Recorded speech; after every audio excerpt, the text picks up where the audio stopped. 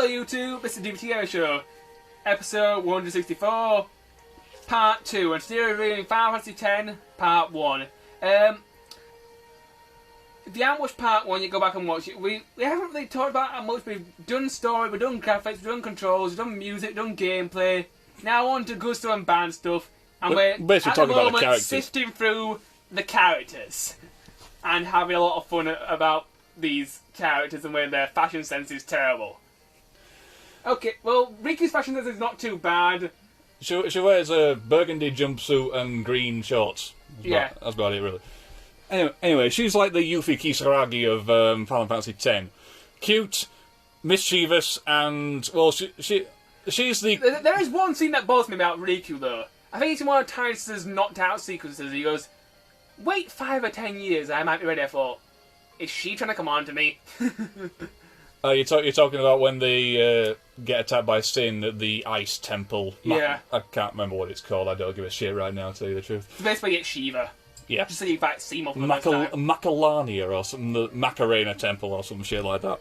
Anyway. Don't you dare reference the Macarena. I hate that stupid song. Sorry, yeah. Come on, Nick.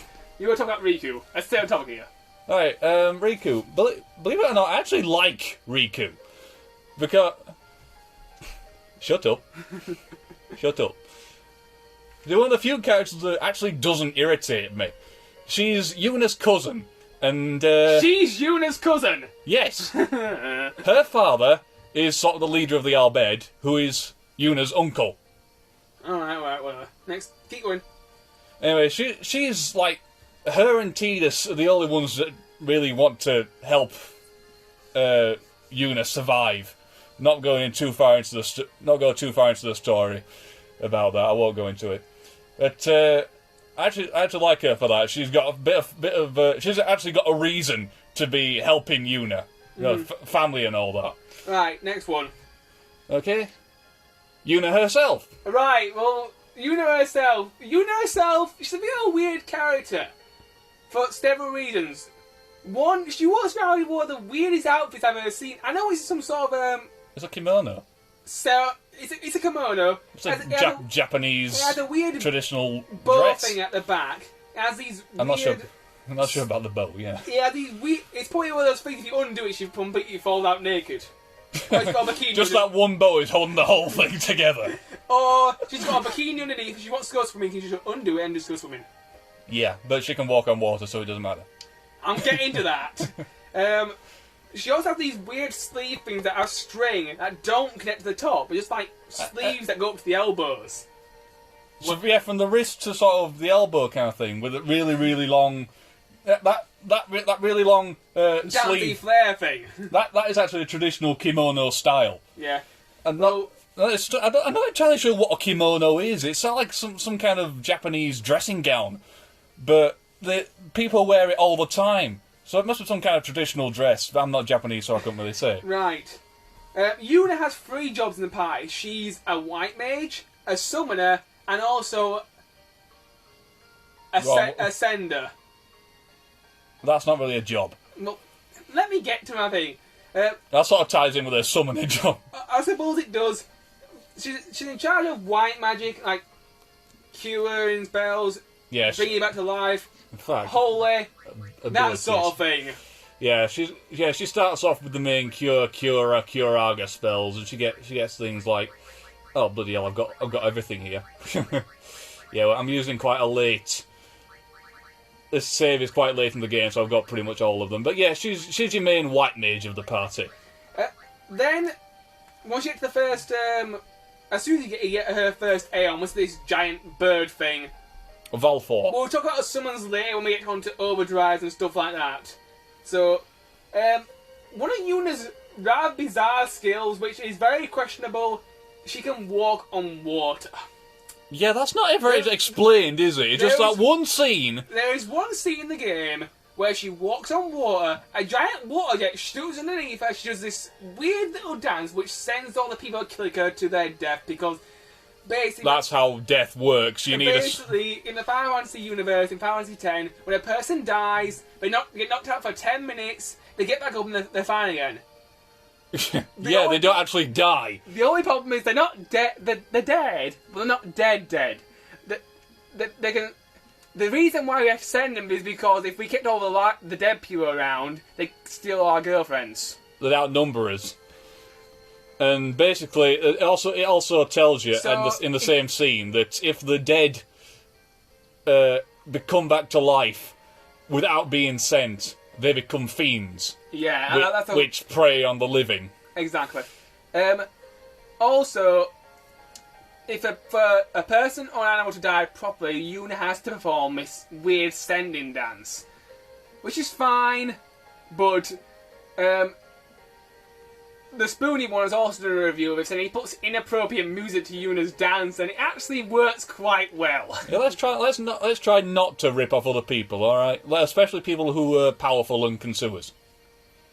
Spoony's cool with sort of thing. Yeah, I'm sure he is. Next character, please. I haven't talked about her yet. Oh, sorry. You've been bitching all this time. Sorry, I wasn't bitching. I like Yuna. Anyway, Yuna, yeah.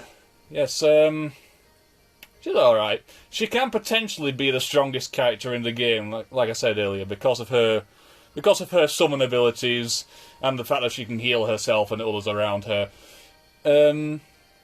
I would like to think of her as the main character for this story. Forget that blonde prick. Yeah, forget Tidus.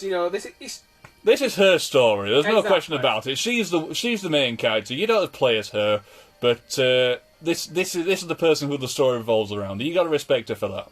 And putting herself through a job of a summoner, which is quite demanding both socially and emotionally, you can't help but admire her resolve. So yeah, I like Yuna. Yeah, same here. Next one is Lulu.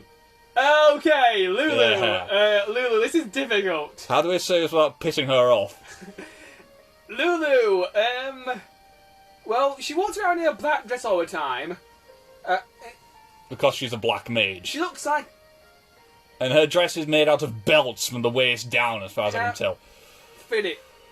She looks like if you combined, she looks kind of gothic. She's always got the black eyeshadow, the hair over one eye, and the black lipstick. Yeah, she's sort of an emo twist to her. Yeah, I can see where you're coming from. She's always wearing a black dress. This black dress has no straps, and somehow her boobs hold it up. God forbid anyone... Given the size of them, I'm not surprised. God forbid anyone cast a gravity spell on her. Oh dear. The earthquake.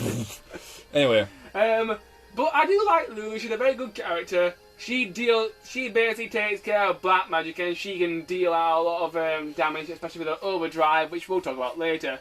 Yeah, Lulu... Although she forever takes some HP. I'm playing the game for the first time, and my HP bar is less than 2,000 for Lulu. Look at me. I'm pretty much on endgame now. I've beaten all the extra bosses. I've got all the extra weapons. I'm pretty much ready to defeat the final boss, and she's only on 4,732 HP. So, no. Like, if she's a mage, you don't expect a mage to have that much health. The main point of having Lulu in the team is to get rid of flans. Now, flans are gelatinous blobs with eyes and mouths that are almost impervious to physical attacks. Oh, you mean those blobs? Those water droplet blob things? Yeah, they're called flans. Whatever. Basically, the only way to kill them is to use powerful magic that they're weak against, and she's here for that. Which is pretty good, since her physical attack is quite literally to get a stuffed toy to walk very slowly towards the enemy and nut it. And then it walks back, she picks it up, and it does piss all damage. I've actually killed a few enemies with that. How? What was it? It's what you call the ultimate humiliation. I actually killed a boss with it once. Damn right it is. I killed a boss with it once. Finally, I did that. Yeah, whatever. Right, next character. Well, Lulu. Black mage, low on health, powerful magic, not much else to say. Big boobs. Big boobs. Kimari! Oh, this is the difficult one. Oh, dude, he's a dragoon! You cannot piss about with dragoons! Let me do... All dragoons since the start of Final Fantasy are epic. Sid Highwind, Kane Highwind, that fat guy from Final Fantasy VIII, Freya Crescent, they are cool! Kimari! This guy almost holds this entire team up. Kimari. Carry on. I finished my outburst. Kimari is a good character. I like him a lot. this weird blue thing. He's a Ronso. His horn got broke off by his friends, and you meet his friends later in the game and you get to kick their ass. He's also a blue mage, and he can learn certain spells from certain enemies. By using an ability called Lancet, which absorbs a little bit of health and magic power from them, and if you use it on the right enemy, you can also learn a skill which you use in his overdrive. He's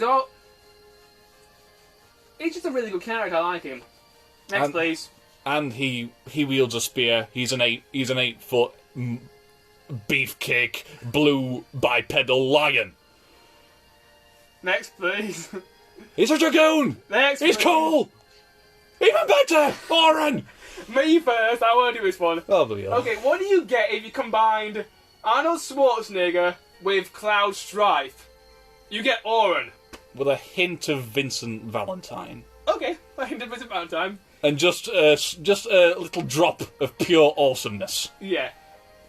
Oren, he's basically badass on legs. He's one of the best characters in the game. He walks around in a giant red coat. He never takes off his sunglasses, not even when it's dark, not even when he's sleeping. He's got a scar across his left eye. That's right eye, his picture there is over his right eye. That's explained later in the game when you find out about Unalesca. Yeah. For some bizarre reason, apparently he's got his arm in a sling, but his arm's not broken. Yeah, he walks around with it out of his sleeve, but tucked inside his shirt. It looks like to make it look like a sling. But in battle, he'll just sort of whip it out and just use it to swing his sword with, like it's not injured at all. He's got this weird stance. He sort of stands with 1 foot forward and 1 foot facing that sort of way, and he's got a sword, really big sword. He's got a lot of good spells like the armor break, which can also kill fans and take out a lot of enemies. He's got a lot of breaking through force field sort of abilities. Yeah, him. He's probably the best character as far as coolness is concerned. Oren and Kimahri, both of their specialties are heavily armoured enemies. Things like those little heavily armoured tortoises, and early on when you fight those huge mechanical things. These two are the ones you want. And yes, he's got things like armour break, magic break, defense break, and shit like that. Strength break, which affects how easy things are to kill. Next character. I think that's it. Oh, we're back. Yeah, it is. Right, circle. Right. We're on 12 minutes 46. Adams, you do your bit on the spear grid, I'll do mine bit if we have time. Spear grid time. Sphere grid. Basically, it's one huge, frigging huge board full of all these little spots, and each spot has a different effect on it. Like this one raises magic by 4, defense by 2, agility by 3. Basically, your character starts off at a given point on this grid, depending on which difficulty you put it on. And you've got to... By using...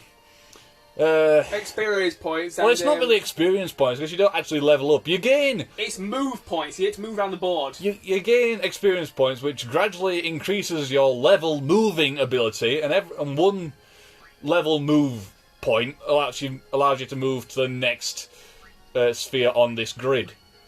Or on 1337, which is pretty good if you knew where everything was. Sadly, however, this is one huge map, and it doesn't really explain. Well, look at it, bloody hell! Well, that's just one corner of it. We're on 40 minutes. Anyway, this place is absolutely frigging huge, and you've got to work your way through this. It's exactly the same grid for every character, but this is. It's just maddening. Easy, but maddening. Anyway, you two, we've run out of time, so hopefully in part 3 we'll be able to talk about more than just the characters. Unlikely. But, yeah, that's my bitch about the sphere grid. It's big, complicated, and I think I'd just rather prefer the levelling up system. Mm.